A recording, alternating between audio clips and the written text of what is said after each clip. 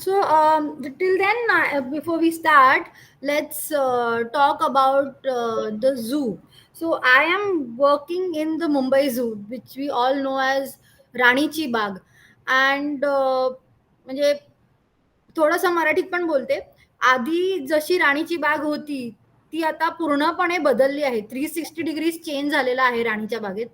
आणि zoo management जे हा विषय आहे, हा खूप महत्वाचा आहे. कारण का जेव्हा पर्यटक बघायला येतात झू, तर तेव्हा ते एकच साईड बघतात. म्हणजे जी आम्हाला तुम्हाला दाखवायची असते साईड, की प्राणी आहेत, ते कसे वावरतायत, ते काय खातात किंवा काय मजा करतात.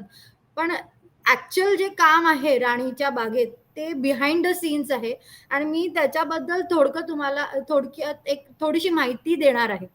आणि हे जे सगळे झूज आहेत पूर्ण भारतभर, म्हणजे इंडियामधले मी म्हणते, अब्रॉडचे नाही, हे सगळे सेंट्रल झू अथॉरिटी म्हणजे केंद्रीय प्राणी संग्रहालय नवी दिल्ली ह्याच्या अंडर येतात.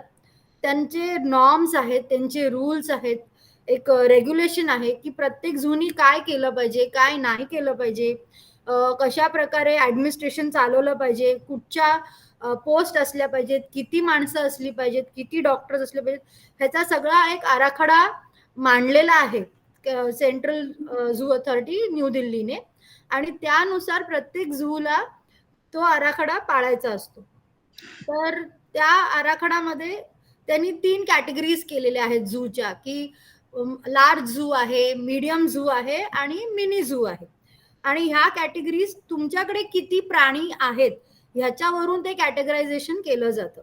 जर प्राण्यांची संख्या 1,000 किंवा त्यापेक्षा जास्त असेल तर तो लार्ज झू असा कन्सिडर केला जातो. जर संख्या 500 ते 1,000 ह्याच्या मध्ये असेल, 300 ते 1,000, तर त्या मीडियम झू मध्ये जातात. आणि त्याच्यापेक्षाही कमी असतील तर मिनी झू मध्ये जातात. तर केंद्रीय प्राणी संग्रहालय जे आहे ते जेव्हा स्थापित झालं तेव्हा असे पूर्ण भारत देशभर साधारण 350 झू होते. आणि ते कोणीही चालवत होतं, त्याला काही रेग्युलेशन्स नव्हते. कुठे कोणीही कसेही प्राणी आणत होतं, छोट्या पिंजऱ्यांमध्ये, मोठ्या पिंजऱ्यांमध्ये. काही पिंजऱ्यांमध्ये सोयी नव्हत्या, सुविधा नव्हत्या, आणि असे ते प्राणी ठेवायचे.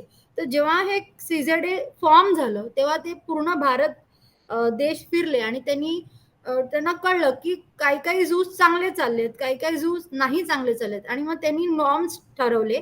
आणि त्या नॉर्म्स नुसार त्यांनी आता एक फक्त 160 झूज आहेत पूर्ण भारत देशात ज्यांना परवानगी आहे प्राणी ठेवायला. बाकी सगळे झू त्या लोकांनी त्यांची मान्यता रद्द केलेली आहे.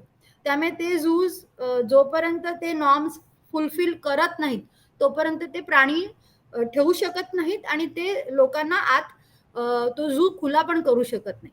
तर बोलायचं गेलं तर एक सगळे जे झूज आहेत त्यांची एक गव्हर्निंग बॉडी आहे जी दिल्लीमध्ये असते. सो मी झू मॅनेजमेंट ह्या विषयावर बोलायच्या आधी मी थोडंसं एक छोटीशी माहिती देणार आहे वीरमाता जिजाबाई भोसले उद्यान आणि प्राणी संग्रहालयाबद्दल. तर I will try and share my PPT.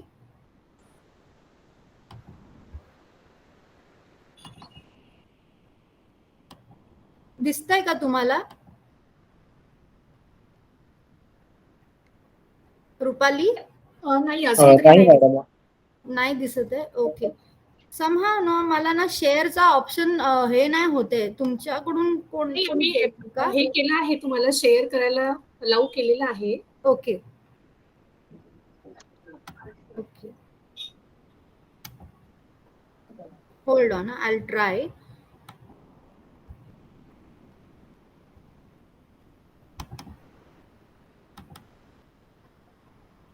Shubham, can you not please instruct her?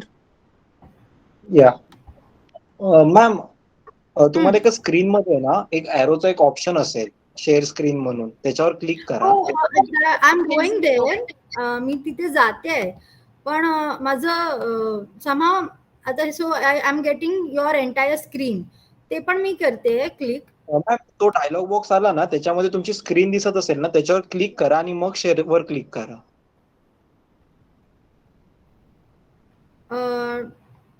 Your entire screen असं जर दिसत असेल तर हा. त्याच्यावर क्लिक केला हा तर खाली तुम्हाला ब्ल्यू ह्याच्यामध्ये शेअर असा ऑप्शन हायलाइट होईल. हा तो होत नाहीये, तेच सांगते मी अच्छा, तुम्हाला. मॅम तुम्ही ना आधी त्या स्क्रीनवरती पहिला म्हणजे जी विंडो ओपन होते ना त्याच्या आतमध्ये पहिला क्लिक करा आणि मग शेअर वरती क्लिक करा. Yeah, so what is happening is, okay. So, now it's happening. So what was happening was the optionच click होत नव्हता. It was redirecting me somewhere else. One second, hold on, ते होतंय आता. आता दिसेल तुम्हाला. दिसतंय का? Can you all see? Yes हो ma'am. Ma'am. You all can see, right? हो, Yeah. Yes. Yeah. So this is a short thing about what we do at Mumbai Zoo and how all the other zoos also do at their level. I don't know what happened. 1 second.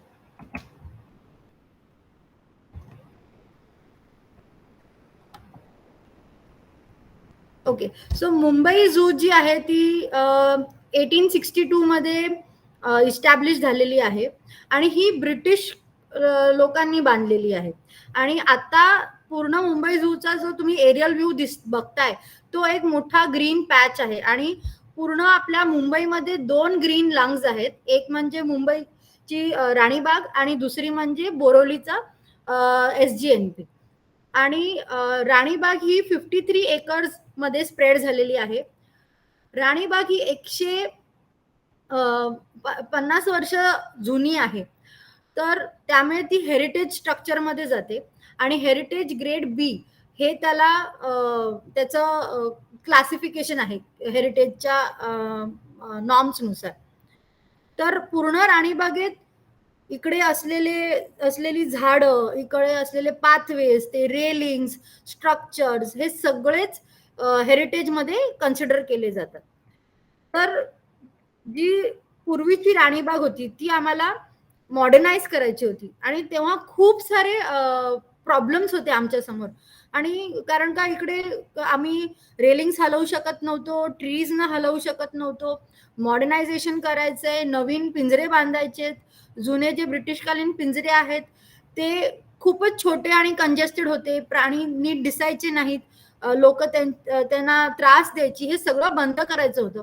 पण modernisation करण्यासाठी खूप सारे कमिटीजचं approval लागणार होतं आणि त्या committees म्हणजे save Ranibagh एक कमिटी होती जी झाडांसाठी झडत होती, हेरिटेज कमिटी होती जे त्यांच्या हेरिटेज स्ट्रक्चर्ससाठी अडून बसलेली, आणि इतर खूप अशा कमिटीज होत्या ज्यांच्यामुळे राणीबागेचं मॉडर्नायझेशन कित्येक वर्ष थांबलेलं.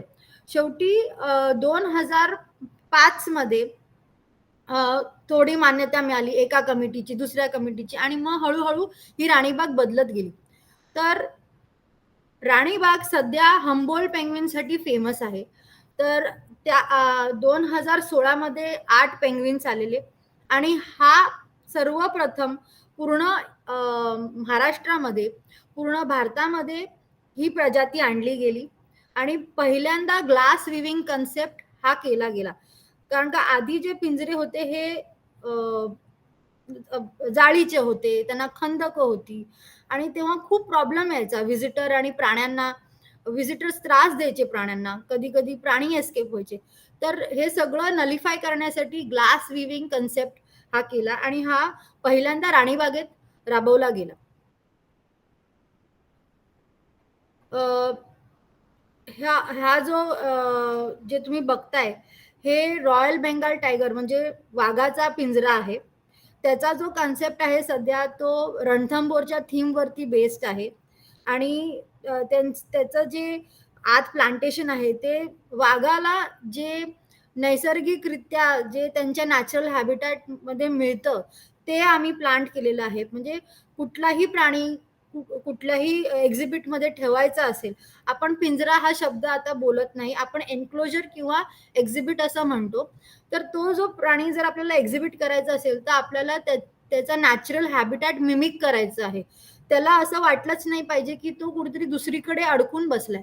त्याला लागणारे जी दगड असतात किंवा पाणी असतं किंवा पाण्याची वॉटर बॉडी असते, झाडं असतात, जे तो नैसर्गिकरित्या त्याला जे मिळतं ते सगळं आपल्याला प्रोव्हाइड करायचं असतं. तर झू मॅनेजमेंट म्हणजे काय? झू मॅनेजमेंट ही एक मोठी गोष्ट आहे, एक मोठी टीम आहे जे हे करत असतं. आणि त्याच्यामध्ये खूप सारे असे workers, labours, doctors, administrative staff, deputies, directors involved असतात. तर नक्की झू मॅनेजमेंटमध्ये काही काही मेन घटक आहेत. त्याच्यामध्ये प्राण्यांचं खाद्य, त्याचं डिस्ट्रीब्युशन, त्याचा सप्लाय, त्यांचं प्रॉपर त्याचं म्हणजे किचनची हायजीन, परत प्राण्यांच्या पिंजऱ्यांचं क्लेनलीनेस, त्याच्यानंतर ॲनिमल एन्क्लोजर मॅनेजमेंट जे असतं, म्हणजे कुठला पिंजरा तुटलाय किंवा त्याच्यात काही डागडुजी करायची आहे किंवा काही मॉडिफिकेशन करायचंय, ह्याची एक वेगळी टीम असते. किचनच्या माणसांची एक वेगळी टीम असते. त्याच्यानंतर झू एज्युकेशन ऍक्टिव्हिटी, म्हणजे आपल्याला अवेअरनेस क्रिएट करायचं आहे. आधी जे झूज होते ते फक्त एंटरटेनमेंटसाठी केलेले होते. म्हणजे लोक यायची, माकडं बघायची, खुश व्हायचे, जाऊन निघून जायचे, त्याच्यात काही एड्युकेटिव्ह नव्हतं. पण आता जो झू कन्सेप्ट आहे त्याच्यामध्ये एज्युकेशन आणि कॉन्झर्वेशन हे दोन्ही कन्सेप्ट फॉलो करायचे. म्हणजे जो कोणी येणार झू मध्ये त्याला आपल्याला त्या प्राण्याची माहिती द्यायची आहे, त्याच्याबद्दल त्याला अवेअरनेस क्रिएट करायचं आहे. आणि तो प्राण्याबद्दल आपल्याला जितकी जास्त माहिती आपण करणार आणि तो व्हिजिटर पुढे जाऊन त्याच्या मे बी शाळेत किंवा त्यांच्या मुलाला ते पुढे माहिती कशी पोहोचवणार, हे आता सध्या झूचं काम आहे आणि हेच मेन गोल्स आहेत सध्या झूचे. त्याच्यासाठी झू एज्युकेशन ऍक्टिव्हिटीज करण्यासाठी एक वेगळी टीम असते. त्याच्यामध्ये एज्युकेशन EPRO असतो, त्याच्यानंतर बायोलॉजिस्ट असतात, व्हॉलेंटियर्स असतात, जी ही ऍक्टिव्हिटीज करतात. आणि ॲनिमल हेल्थ केअर मॅनेजमेंट मध्ये जे लोक इन्व्हॉल्ड असतात ते बेसिकली त्या प्राणी संग्रहात काम करणारे प्राणीपाल म्हणजे झू कीपर्स, जे ऍक्च्युली प्राण्यांबरोबर कामं करतात, त्यांच्या पिंजऱ्यांची साफसफाई करतात, त्यांची देखभाल करतात, ज्यांना अन्न देतात, हे सगळे त्याच्यात येतात. डॉक्टर्स, वेटरनरी डॉक्टरची टीम येते, तिकडचे लॅब असिस्टंट येतात जे त्यांच्यावरती उपचार करतात, त्यांना ट्रीटमेंटसाठी मदत करतात. हे सगळे ॲनिमल हेल्थ केअर मॅनेजमेंटमध्ये येतात. एनरिचमेंट ऍक्टिव्हिटीसाठी बायोलॉजिस्ट असतो, वेटनरी डॉक्टर्स असतात, व्हॉलेंटियर्स असतात, जे प्राण्यांना सतत काही ना काहीतरी विरंगुळा म्हणून किंवा त्यांना ऍक्टिव्ह ठेवण्यासाठी ज्या ऍक्टिव्हिटीज केल्या जातात त्याला एनरिचमेंट ऍक्टिव्हिटी म्हणतात. कारण का प्राणी जो असतो तो एकच रुटीन फॉलो करत असतो आणि मग ते बोर होऊन जातात. तर त्यांना बोर होऊ नये म्हणून त्यांना थोडंसं ऍक्टिव्ह ठेवण्यासाठी एनरिचमेंट ऍक्टिव्हिटीज असतात. मग ते फूडच्या माध्यमातून असू शकतं किंवा एन्क्लोजरमध्ये खेळणी ठेवणं, त्यांना वेगवेगळ्या प्रकारचे शोधायला लावण्यासारख्या गोष्टी ठेवणं, ह्याला एनरिचमेंट ऍक्टिव्हिटीज म्हणतात. आणि मेंटेनन्स ऑफ रेकॉर्ड्स हे पूर्ण ऍडमिनिस्ट्रेटिव्ह आहे, त्याच्यासाठी ऍडमिनिस्ट्रेटिव्ह स्टाफ असतो. तर झू मॅनेजमेंट ही ह्याच्यासाठी एक मोठी टीम आहे आणि ती एकत्र आणि एकजूटच काम करू शकते. कारण का जेव्हा झू कीपर हा रिपोर्ट देतो तर तो रिपोर्ट डॉक्टरकडे जातो, तो डॉक्टर त्याच्यावर उपचार करतो, त्या उपचाराचे रेकॉर्ड्स मेंटेन केले जातात आणि मग ते हायर लेवलला सबमिट केले जातात. त्यामुळे एक मोठं ऑर्गनायझेशन असतं ज्याच्यामध्ये पूर्ण झू मॅनेजमेंट कव्हर केलं जातं. ही आमच्या मुंबई झूची टीम आहे. ह्याच्यात मध्ये जे तुम्हाला निळ्या शर्टामध्ये दिसतात ते आमचे डायरेक्टर झू आहेत. मी पंजाबी ड्रेसमध्ये पिंक कलरचा घातलेला आहे, ती मी आहे. माझ्या बाजूला माझी एक असिस्टंट डॉक्टर आहे, डॉक्टर दीपिका, आणि त्यांच्या बाजूला जे उभे आहेत ते डॉक्टर देवानंद आहेत. आणि हे बाकीचे जे खादी कपड्यांमध्ये दिसतात हा माझा पूर्ण झू कीपरचा स्टाफ आहे, जे हत्ती, सिंह, वाघ, हरिण, पक्षी, कासव, साप ह्या सगळ्यांना सांभाळतात.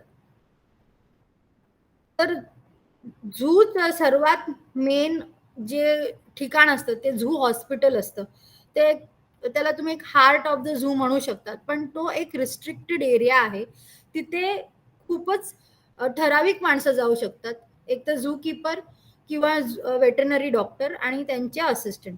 तिथे बाकीचे व्हिजिटर्स येऊ शकत नाहीत. त्यामुळे शक्यतो हा एरिया कुठेतरी एका कोपऱ्यात किंवा एका आयसोलेटेड एरियात असतो.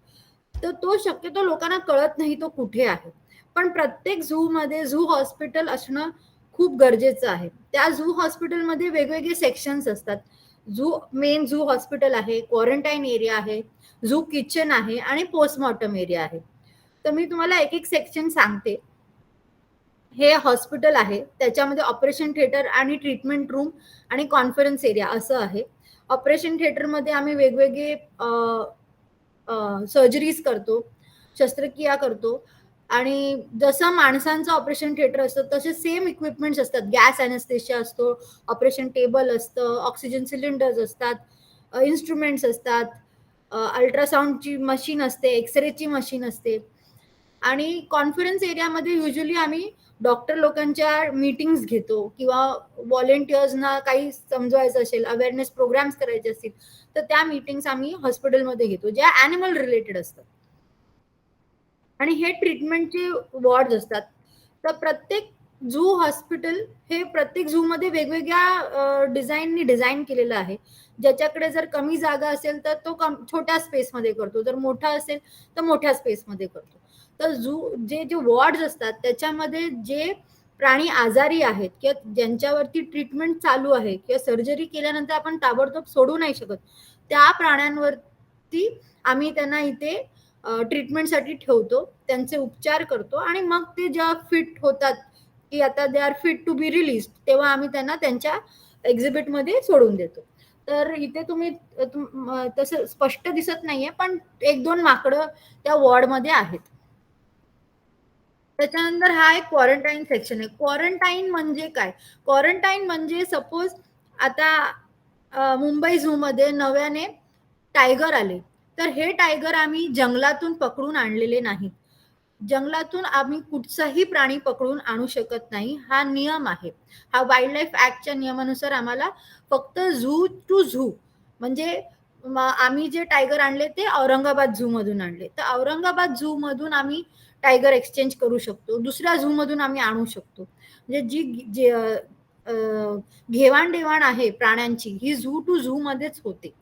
आणि ते प्राणी जेव्हा कुठल्या नवीन जागेवरून येतात त्यांना एक क्वारंटाईन एरिया असा असतो, तिथे ठेवलं जातं. 1 महिन्यासाठी मिनिमम ठेवलं जातं. त्या पिरियडमध्ये त्यांना जर कुठचा आजार असेल किंवा त्यांना काही त्रास होत असेल तर त्याच्यावरती आम्हाला उपचार करायला लागतात, त्यांचं ऑब्झर्वेशन करायला लागतं. ते किती खाणं खातायत, कमी खातायत, नाही खातायत, हे सगळं आम्हाला त्या 1 मंथच्या पिरियडमध्ये त्यांना ऑब्झर्व करूनच, सगळं जर नॉर्मल असेल त्यांचे टेस्ट करून, त्यांचं ब्लड टेस्ट म्हणा किंवा स्टूल टेस्ट, ते आजारी नाही आहेत ह्याची जेव्हा खात्री होते त्याच्यानंतरच आम्ही त्यांना 30 दिवसानंतर त्यांना एक्झिबिटमध्ये सोडतो, त्याच्यानंतरच ते पर्यटकांना दिसतात. तर हा जो क्वारंटाईन सेक्शन आहे त्याच्यामध्ये पण भाग आहेत की बर्डचा क्वारंटाईन, जर आम्ही पक्षी बाहेरून आणले तर त्यांना एक विशिष्ट क्वारंटाईन एरियामध्ये ठेवतो. हा जो समोर दिसतोय तो वाघाचा क्वारंटाईन आहे, ज्याच्यामध्ये आम्ही वाघ जेव्हा आणले औरंगाबाद झू मधून तेव्हा ते इकडे 1 महिना होते. हा एक रिस्ट्रिक्टेड एरिया आहे आणि हा एका झूच्या कोपऱ्यात आहे, त्यामुळे जेव्हा पर्यटक येतात तेव्हा त्यांना कळतही नाही हा एरिया कुठे आहे. तसंच एक झू किचन आहे. त्या झू किचन मध्ये प्राण्यांना लागणारं खाद्य हे धुतलं जातं, त्याचं डिस्ट्रीब्युशन केलं जातं. ते प्रत्येक प्राण्याला, समजा आता तो पोपट असेल तर मला ती भाजी किंवा ते फळ चिरून त्याला त्याच्या साईज नुसार कापून ते त्याला द्यावं लागतं. समजा माकड असेल तर मी अख्खं फळ देऊ शकते. तर ते हे जे सगळं आहे काम, कारण का आमच्याकडे सध्या 450 प्राणी आहेत, प्राणी आणि पक्षी, तर प्रत्येकाचं खाणं या किचन मध्ये केलं जातं. त्या किचन मध्येही वेगवेगळे सेक्शन्स आहेत. व्हेज सेक्शन आहे म्हणजे ते फक्त फ्रुट्स आणि व्हेजिटेबल्स कापले जातात. त्या सेक्शन मध्ये नॉनव्हेजचं कुठचंही आयटम येत नाही आणि ते फक्त शाकाहारी प्राण्यांना म्हणजे ते खाद्य पुरवलं जातं. नॉनव्हेज सेक्शन मध्ये मच्छी, मांस, मटण किंवा बीफ, अंडी, खिमा हे सगळ्याचं प्रिपरेशन केलं जातं, ते वेगळं आहे.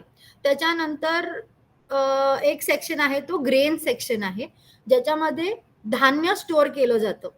कारण का काही पक्षी आहेत जे धान्य खातात, काही पक्षी आहेत ज्यांना सूर्यफुलाच्या बिया लागतात.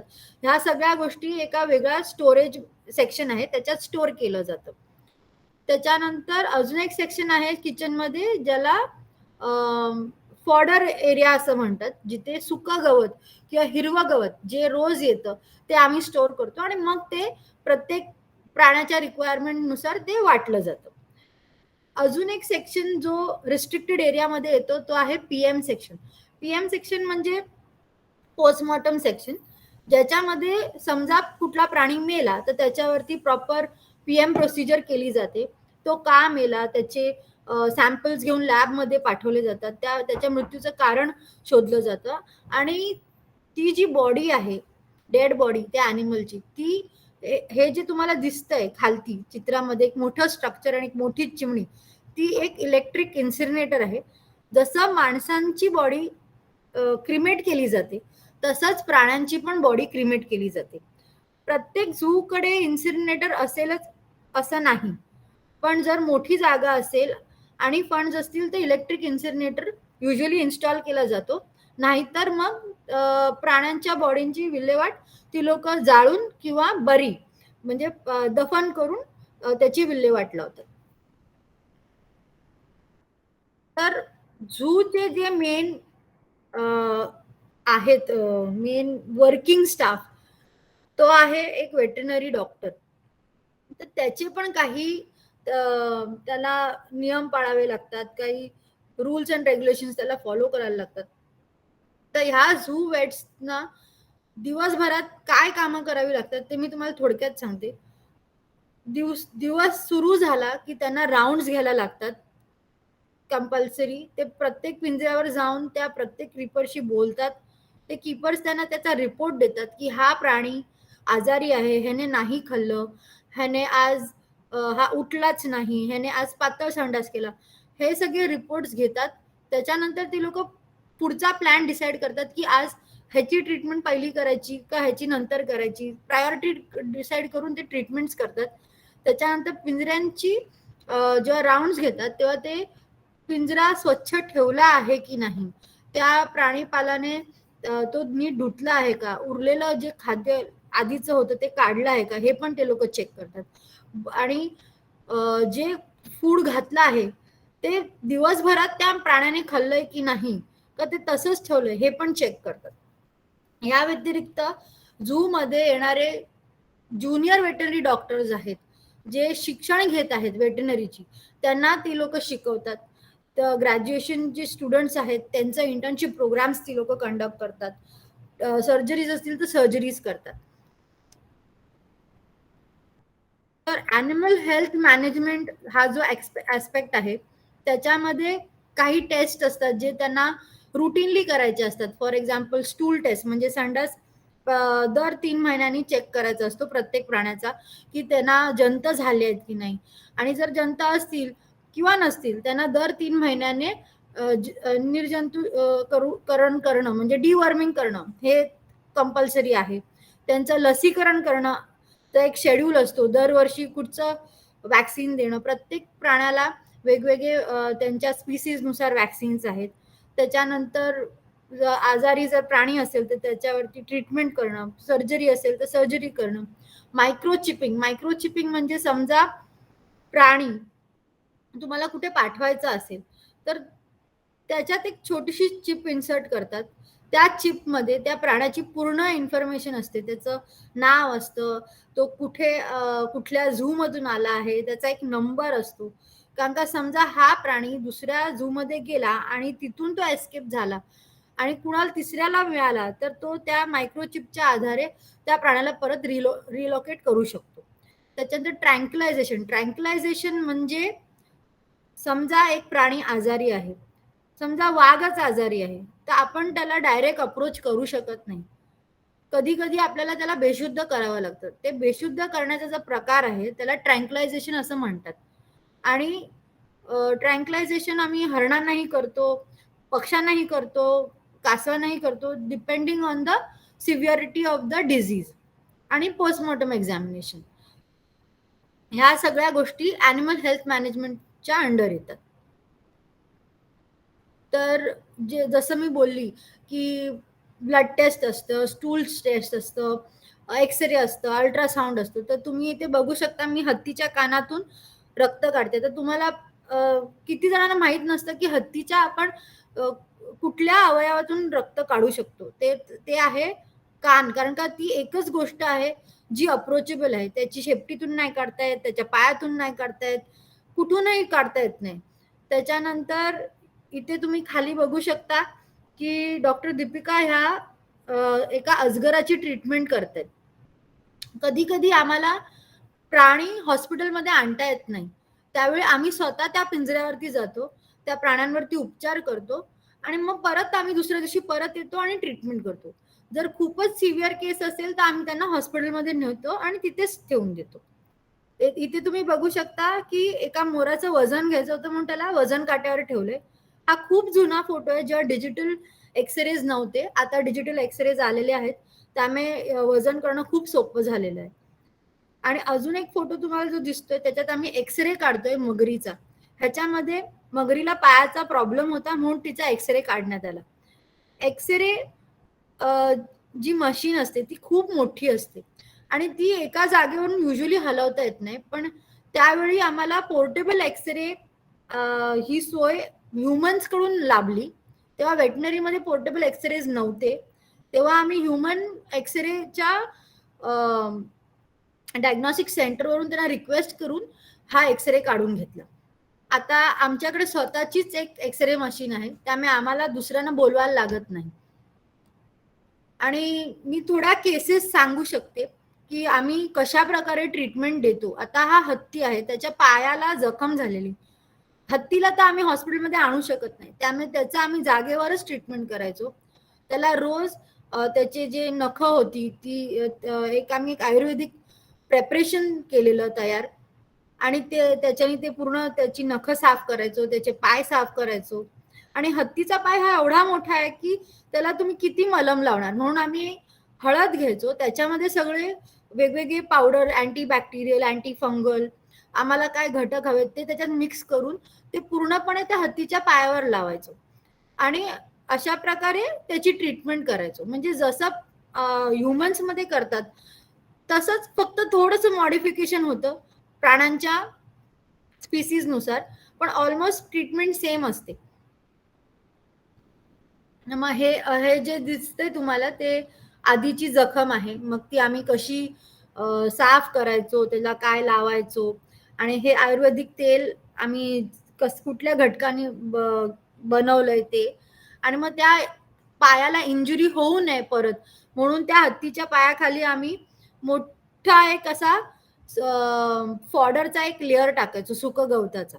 आणि मग 1 महिन्यानंतर तिची जखम बरी झाली. म्हणजे ह्यांच्यात कधी कधी 2 दिवसातही जखम बऱ्या होतात, नाही तर खूप महिनेही लागतात. म्हणजे त्या प्राण्यांबरोबर जर आपल्याला ट्रीटमेंट करायची असेल तर आपल्याला तेवढाच पेशन्सही ठेवायला लागतो आणि प्राण्यांच्या नुसार ट्रीटमेंट करायला लागते. कधी कधी ते प्राणी मूडमध्येच नसतात ट्रीटमेंट करून घ्यायला, कधी कधी ते एकदम आरामात सगळं करून देतात. तर प्रत्येक दिवस हा आमच्यासाठी वेगळाच असतो, तो कधीच सारखा असू शकत नाही. त्याच्यानंतर पक्ष्यांमध्ये आम्ही ब्लड कलेक्शन करतो, त्यांना सलाईन ट्रीटमेंट देतो. तर तुम्हाला इथे दिसतंय की पक्ष्यांच्या एका पायातून आम्ही रक्त काढतोय. त्यानंतर हरणांची ट्रीटमेंट देतो. इथे हरणांना आम्ही सलाईन ट्रीटमेंट दिली आहे. हरणांना आजारी असल्यावरती लाईट ट्रीटमेंट दिलेली आहे. आणि ह्याच्यामध्ये त्या प्राणीपालन म्हणजे झू किपरचा खूप मोठा भाग आहे, कारण का त्याला सगळं रिपोर्टिंग करायचं. त्या प्राणी उठला का, त्याने किती खाल्लं, त्याने आज किती संडास केलं, किती युरिन पास केलं, हे सगळं रिपोर्टिंग प्राणीपाल म्हणजे झू किपर करतो.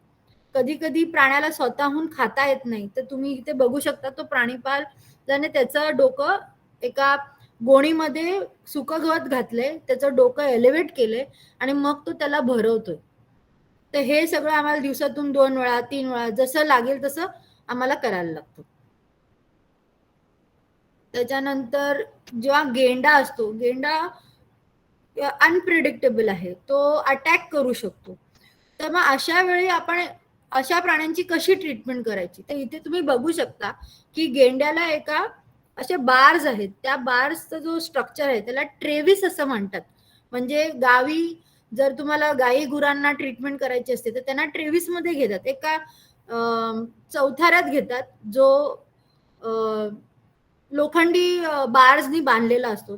सेम आम्ही प्राण्यांना करतो, जसं गेंडा असेल किंवा हिप्पो असेल, तर त्यांना त्या ट्रेविस मध्ये आत नेतात आणि मग ट्रीटमेंट करतात. तर इथे पण त्याला सलाईन लावली आहे, तर तुम्ही बघू शकता त्याच्या कानाच्या इथून त्याला सलाईन दिलेली जाते. तर कधी कधी काय होतं की तो प्राणी येतच नाही ट्रेविस मध्ये. मग अशा वेळी जे आम्ही रुटीनली करतो ते म्हणजे तो ट्रेविस त्याच्या फीड हाऊस आणि त्याचा ओपन एक्झिबिट ह्याच्या मधल्या एका पोर्शन मध्ये ठेवतो किंवा बांधतो. म्हणजे तो प्राणी प्रत्येक वेळी जेव्हा त्याला बाहेर जायचं असेल किंवा आत यायचं असेल खाणं खायला, तो त्या ट्रेविस मधूनच जातो. त्यामुळे त्याला त्या ट्रेविसची भीती वाटत नाही. एकदा तो ट्रेविस मध्ये आला आणि आपल्याला ट्रीटमेंट करायची की आम्ही त्याचे दोन्हीकडून दार बंद करतो, मग तो तिथेच अडकून राहतो आणि मगच ट्रीटमेंट करता येते. कारण का हे प्राणी कधी पण अटॅक करू शकतात. हे वाईल्ड प्राणी आहेत, त्यांना आपण कुत्र्या मांजरांसारखं पकडू शकत नाहीत, त्यांना अंधारू शकत नाही, त्यांना आपण काय बोलतोय ते कधी कधी कळतही नसतं आणि ते पेन मध्ये किंवा त्यांना इतकं दुखत असतं की त्यांना सुचत नसतं. तर त्यांचं एकच असतं, एकतर अटॅक करायचं किंवा पळून जायचं. मग हे जर आपल्याला अवॉइड करायचं असेल आणि आपल्याला ट्रीटमेंट नीट करायची असेल तर आपल्याला त्यांना ती सवय लावावी लागते. त्यांना प्रत्येक प्राण्याला एक नाव ठेवतो, ते दररोज बोललं त्याच्या नावाला त्याला हाक मारली की तो त्याला रिस्पॉन्ड करतो. आपण मग ट्रीटमेंट करायला इझी होतं, कीपरला हँडल करायला इझी होतं, डॉक्टर्सना इझी होतं. तर प्राण्यांना काही सवयी लावायला लागतात. त्यातली ही एक सवय की ट्रेविस मध्ये आत येऊन ट्रीटमेंट करून घ्यायची. आता ही एक केस सर्कस मधली होती. त्याच्यामध्ये सर्कसमध्ये ऑलरेडी फंड्स खूप कमी असतात, ते त्यांना नॉर्मल जे खायला द्यायला पाहिजे एका प्राण्याला ते खायला देऊ शकत नाहीत. त्यामुळे ह्या हिप्पोमध्ये त्याचे दात वाढत गेले, कारण का ते दातच झिजलेच नाही, त्याला जे आहार जो मिळाला पाहिजे होता आणि ते दात असे रुतत होते. तर तेव्हा त्या सर्कसने आम्हाला बोलवलेलं ह्याच्या ट्रीटमेंटसाठी. ह्या हिप्पोला बेशुद्ध केलं आणि त्याच्यानंतर त्याचे दात ट्रिम केले, म्हणजे थोडेसे ते कापले, तेव्हा तो कुठे खायला लागला. तर अशा केसेस पण आहेत ज्या झू मध्ये नसतात, जे आम्ही बाहेर जाऊनही अटेंड करतो. पण सांगायचा मुद्दा असा की CZA आता सगळे सर्कसेस बंद केलेले आहेत. आता इंडियामध्ये एकही सर्कस चालत नाही आणि त्याला म्हणजे हा जो मोठा जो बॅन आहे हा सेंट्रल झू अथॉरिटीने आणलेला आहे. तसंच हा एक साळींदर आहे, हा अल्बाइनो साळींदर आहे. युजली साळींदर हे काळे आणि पांढऱ्या रंगाचे असतात, हा पूर्णपणे पांढरा होता म्हणून ह्याला अल्बाइनो असं म्हटलं जातं. आणि ह्यांच्यातही ते सॉफ्ट फूड खायला त्यांना खूप आवडतं आणि त्याच्यामुळे ते दात वेडेवाकडे वाढतात. तेव्हा ह्याच्यावरती आम्ही ट्रीटमेंट केलेली, त्याला बेशुद्ध केलं आणि मग त्याचे दात ट्रिम केले. मग अजून एक आम्ही अशी सर्जरी केली, ती अजगरामध्ये होती. त्याच्या तोंडामध्ये एक छोटूसा ग्रोथ होता आणि ज्याच्यामुळे त्याला खाता येत नव्हतं. मग अशा वेळी आम्ही सापांना बेशुद्ध करून त्यांच्या आता ते काय मला मराठीत नाही सांगता येत, पण त्याला ट्रकिया म्हणतात, त्या ट्रकियामध्ये ट्यूब टाकतो आणि मग त्याच्यावरती ट्रीटमेंट करतो. तर ही जी ग्रोथ आहे ती आम्ही काढलेली आहे आणि तुम्हाला त्याचा जर खालचा जबडा बघितलात तर तुम्हाला असे छोटे छोटे पॉइंट्स दिसतील ब्राऊन कलरचे, ते टाके आहेत छोटे छोटे मारलेले, ते ग्रोथ काढल्यानंतरचे. तसंच आम्ही सर्जरी केलेली आहे एलिफंट मध्ये, तिलाही एक ग्रोथ होती पोटाच्या खाली, त्याची सर्जरी केलेली आहे. फक्त एवढंच की त्या एलिफंटला आम्ही एवढीच गुंगी दिली की ती उभ्या उभ्या झोपली, ती आडवी झाली नाही. आणि मग ती उभ्या उभ्या झोपली असताना आम्ही तिच्या लिटरली खाली गेलेलो आणि मग आम्ही त्याची सर्जरी केली. तर जसं मी म्हणाली की काही काही प्राणी आम्ही हॉस्पिटलमध्ये आणतो, काही काही प्राणी आम्ही नाही आणू शकत. तर आता आम्ही जे नवीन पिंजरे बांधलेत त्याच्यामध्ये आम्ही एक मॉडिफिकेशन केलं की हा जो स्क्वीज केज आहे, म्हणजे ह्या केज मध्ये तो प्राणी ट्रॅप होतो. तर एक ओपन एरिया आहे आणि त्याच्या पाठी जाळी असलेला त्याचा फीड हाऊस आहे. तर तो प्राणी रोज ह्या स्क्वीज केज मधून जातो, त्यामुळे त्याला भीती वाटत नाही. जेव्हा आम्हाला त्याला चेक करायचं असतं, हा जो वरती डोर आहे स्टेनलेस स्टीलचा तो आम्ही ड्रॉप करतो, तो तिथल्या तिथे अडकतो आणि मग तो एक साईड जी आहे त्या केजची ती हळूहळू स्क्वीज होते आणि मग तो प्राणी तिथल्या तिथेच स्थिर उभा राहतो. मग आम्ही त्याला चेक करू शकतो, हात लावू शकतो, ब्लड कलेक्ट करू शकतो आणि त्याचे मेजरमेंट्स घेऊ शकतो. म्हणून हा स्क्वीज केज सर्वात महत्वाचा घटक आहे पूर्ण प्राणी संग्रहालयामध्ये. हे जुन्या टाईपचे स्क्वीज केजेस आहेत, वेगवेगळ्या प्राण्यांसाठी वेगवेगळे असतात. इथे तुम्ही बघताय एक माकड आहे, त्या माकडाला जर ट्रॅप करायचं असेल तर आम्ही त्याला हिरव्या स्क्वीज केज मध्ये घेतो आणि मग त्याचे उपचार करतो. इकडे तुम्ही बघताय ऑलरेडी ती ती जी सिव्हीण आहे, जिमी नावाची सिव्हीण आहे, तिला आम्ही ट्रॅप केलंय. तर ती हलू शकत नाहीये कारण का त्या पाठचा जो डोर आहे त्याचा तो इतका जवळ आलाय की त्याच्यात ती फिट झालेली आहे. आणि हे मी तुम्हाला बिहाइंड द सीन्स घेऊन जाते. तुम्हाला हे कधीच दिसणार नाही. जेव्हा तुम्ही ऍक्च्युअल राणीबाग बघायला याल तेव्हा तुम्हाला फक्त प्राणी आणि प्राण्यांचा आदिवास दिसतो. ह्या गोष्टी त्या आदिवासाच्या पाठी आहेत. ह्या ज्या एरियाज आहेत, हे क्राल आहे, ही फीड हाऊस आहे, ह्याच्यामध्ये प्राणी रात्री जो झोपायला जातो किंवा रेस्ट करायला जातो तो इकडे येतो आणि मग इकडे तो पूर्ण रात्र घालवतो. दुसऱ्या दिवशी सकाळी तो पर्यटकांना परत दिसतो. तर काही काही प्राणी आहेत ज्यांना समजा उपचार करायचा असेल तर आम्हाला काही काही इक्विपमेंट्स वापरायला लागतात. फॉर एक्झाम्पल बर्ड्स पकडायचे असतील तर आम्हाला नेट्स वापरायला लागतात, बांबू वापरायला लागतात, कारण का पक्षी उडतात आणि उडणारा पक्षी पकडणं खूप कठीण आहे. त्यासाठी नेट्स लागतात आणि खूप सारी टीम लागते खाली त्याला पकडायला. तर इथे तुम्ही बघू शकता की माझ्या कीपरने तो एक आफ्रिकन ग्रे पॅरेट त्याने त्या नेटमध्ये पकडलेला आहे. पकडल्यानंतर त्या पॅरेटला आम्ही अशा क्रेट बॉक्सेस मध्ये ठेवतो आणि क्रेट बॉक्सेस वरती एक कापड टाकतो आणि मग त्याला कुठेही शिफ्ट करू शकतो. त्याच्यानंतर जेव्हा आपण फिजिकली पकडू शकत नाही प्राणी किंवा पक्षी तर त्यांना आम्ही भूल देतो. हे सगळी भूल द्यायची इंजेक्शन्स आहेत. भूल देण्यासाठी लागणारी ट्रँक्युलायझिंग गन आहे, ब्लो पाईप असतात, सिरिंज, डार्ट, हा सगळा सेटअप आहे त्याचा. हे दोन्ही प्राणी म्हणजे हा बिबट्या आहे ज्याला आम्ही भूल देऊन त्याच्यावरती एक प्रोसिजर होती जी आम्हाला करायची होती. त्याच्या जिभेला लावलाय तो पल्स मॉनिटर आहे, जसं आपल्या बोटाला लावतात आणि मग सगळ्या waves, T waves, oxygen, carbon डायऑक्साईडचे जे मेजर्स घेतात तसं ह्यांच्या बोटाला लावू शकत नाही म्हणून त्यांच्या जिभेला किंवा कानाला लावतात आणि सेम प्रकारे आम्ही ते त्यांचे रीडिंग्स मॉनिटर करतो. इथे अस्वल आहे, तिला बेशुद्ध केलंय आणि डॉक्टर दीपिका त्याचं मेजरमेंट घेते. तिच्या पायाचा जो मेजरमेंट आहे ती घेतली, तिचं फुल लेंथ, ब्रेथ, विथ हे सगळं तिचं मेजरमेंट्स रेकॉर्ड केले जात आहेत.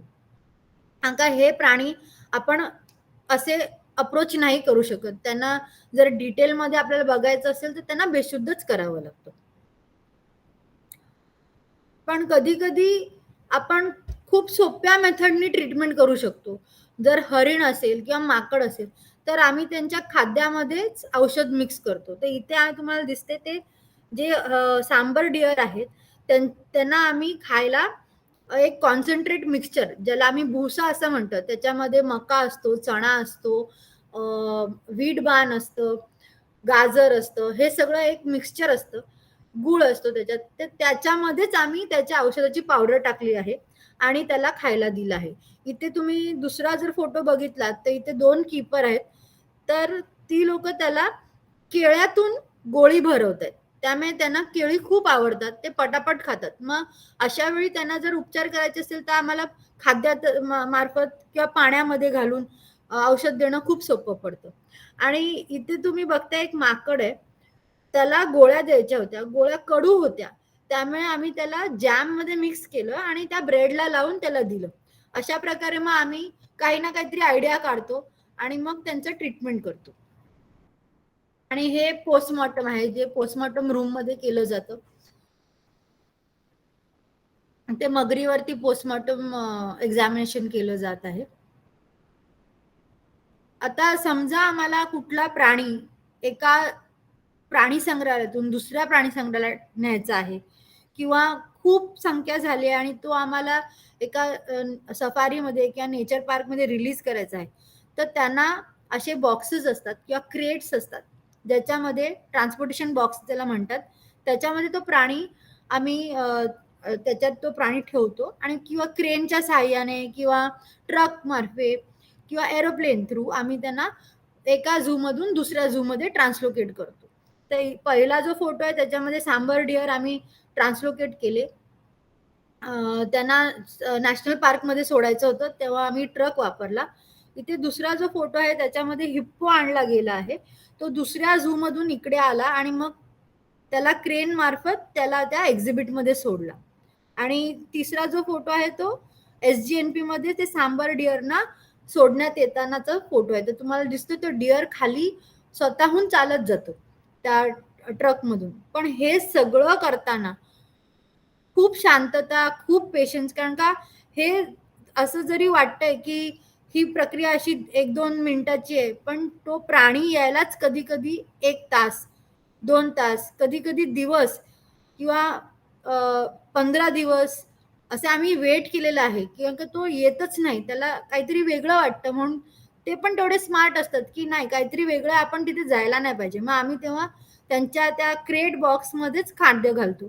त्यांना पुढचे 5 दिवस काही न करता त्यांना ते रुटीन म्हणून कन्सिडर केलं जातं आणि मग हळूच 7व्या दिवशी किंवा जे काही दिवस लागतील त्या दिवशी त्याला ट्रॅप करतो.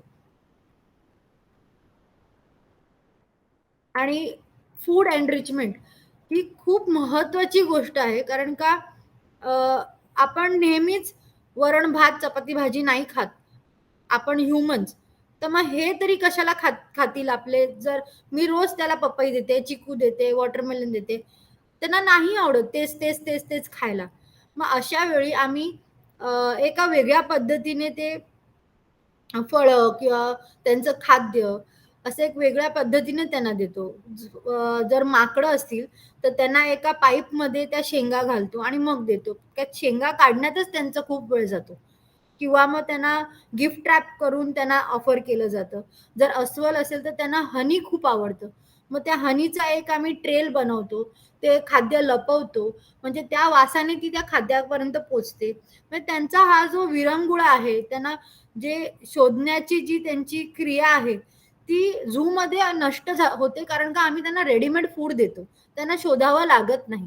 आणि ती प्रक्रिया सुरू ठेवावी, त्यांना ते त्यांचे ते सेन्सरी सेन्सेस त्यांनी वापरावे, म्हणून आम्ही हे सगळं फूड एनरिचमेंट करतो. हिप्पोजना आम्ही मोठा भोपळा पाण्यात टाकतो. तो पाण्यामध्ये भोपळा हॉलो असल्यामुळे तो खूप वेळ तरंगत राहतो आणि मग तो पकडण्यातच त्यांना खूप वेळ जातो. मग त्यांचा पण तेवढाच करमणूक होते, त्यांचं ऍक्टिव्हिटी होते आणि मग त्यांना ते खायलाही मजा येते. एक व्हिडिओ आहे जो आम्ही एलिफंट एनरिचमेंट वरती बनवलेला.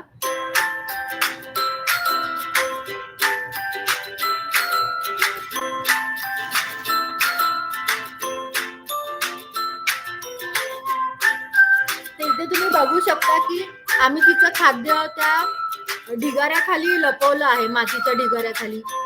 काही खाद्य झाडावरती टांगलेलं आहे, तर ती स्वतःच्या सोंडेनी वास घेऊन तो लोकेट करते, ती शोधते. We are preparing enrichment for our restaurant. So what we've done here is we've hidden her favorite foods like tender coconut, fruits, then watermelon. She loves watermelon. We've stored everything in these boxes and stacked it up with dry so that it's difficult for her to find out. What we'll be doing is we'll be placing this inside the mud house, putting them inside, and we'll make honey trails so that she uses her sensory organs to trace the food and retrieve it.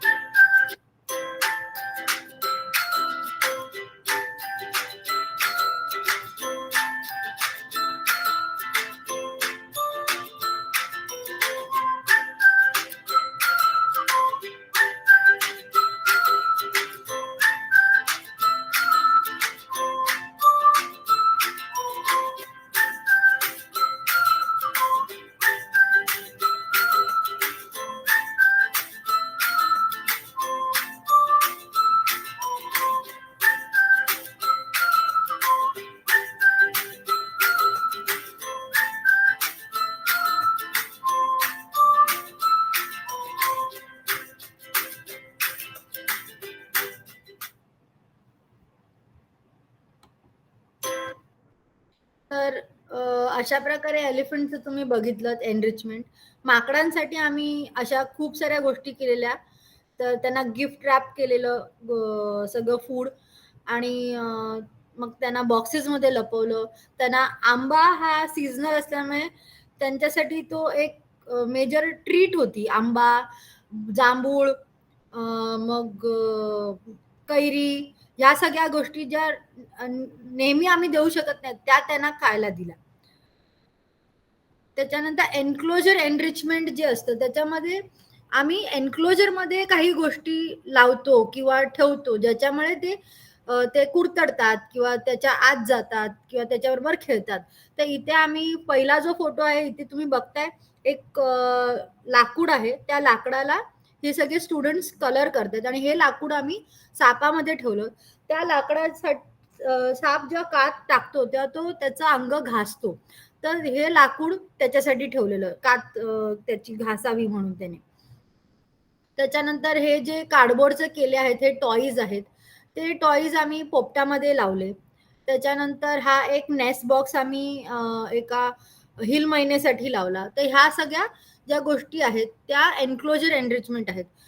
जर enclosure enrichment आम्हाला अस्वलासाठी किंवा वाघासाठी करायचं असेल तर त्यांच्यासाठी आम्ही मोठे लाकडी बॉल्स देतो. कारण का प्लास्टिक आणि रबर हे खाऊन त्यांना खूप त्रास होतो पोटामध्ये आणि मग ती ट्रीटमेंट आणि सर्जरीवरती जाते गोष्ट. तर म्हणून आम्ही प्लास्टिक आणि रबर ह्या गोष्टी अवॉइड करतो. शक्यतो नॅचरल जे मिळतं पेपर, कार्डबोर्ड, वूड ह्या गोष्टी आम्ही वापरतो जेणेकरून त्या खाल्ल्या तरी त्यांना काहीच प्रॉब्लेम होत नाही. तर इथे तुम्ही बघू शकता आम्ही लाकडी खेळणी आणलेली सावंतवाडीवरून आणि ती मग ह्या मिलिटरी मका पोपटांसाठी त्यांच्या एन्क्लोजरमध्ये लावलेली. मग पेंग्विनसाठी काही फ्लोटिंग टॉईज आणलेले. त्यांच्यासाठी एक स्लाइड होती ज्याच्यावरून त्यांना ते स्लाइड करायचे. तर ह्या अशा सगळ्या एनरिचमेंट ऍक्टिव्हिटीज आहेत ज्या प्रत्येक प्राण्यासाठी आम्हाला नियमित कराव्या लागतात. त्याच्यानंतर प्राणी बागेत जन्माला ज्या प्राणी येतात तर त्या पिल्लांचंही आम्हाला तेवढंच म्हणजे जसं ह्युमन बेबीजना दूध पाजणं, त्या दूध बॉटल्स उकळवणं, त्यांना नियमित आहार, त्यांचं वजन, औषधं हे जसं ह्युमन बेबीजना करायला लागतं त्याच पद्धतीने ह्यांचंही करायला लागतं. तर इथे पहिला फोटो जो दिसतोय त्याच्यामध्ये तुम्हाला 4 एमूची पिल्लं दिसतायत. हा एमू पक्षीची ही 4 चिक्स आहेत ज्यांचं आम्ही नियमित एव्हरीडे वजन घ्यायचो. त्यांना काय फूड आहे त्यांचं, त्याच्यामध्ये किती बदल करायचे, त्याच्यात काय ॲडिशन्स करायचे, हे आम्हाला बघायला लागायचं.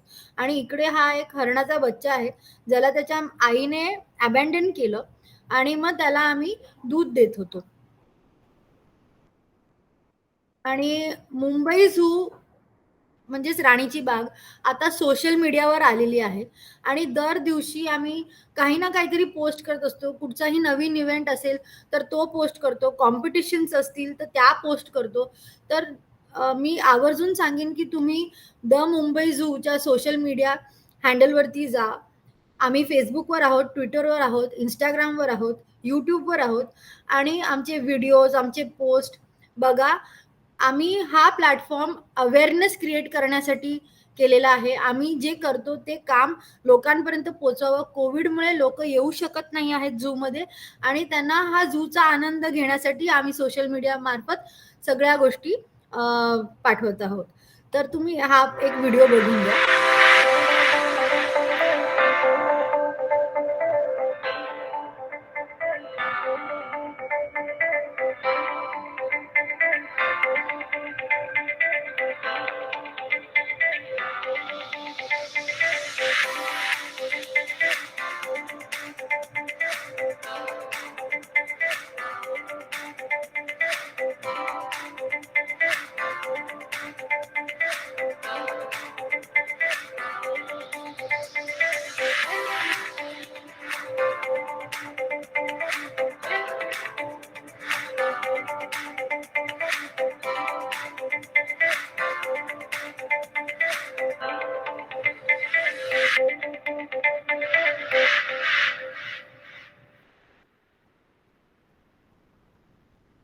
थँक्यू.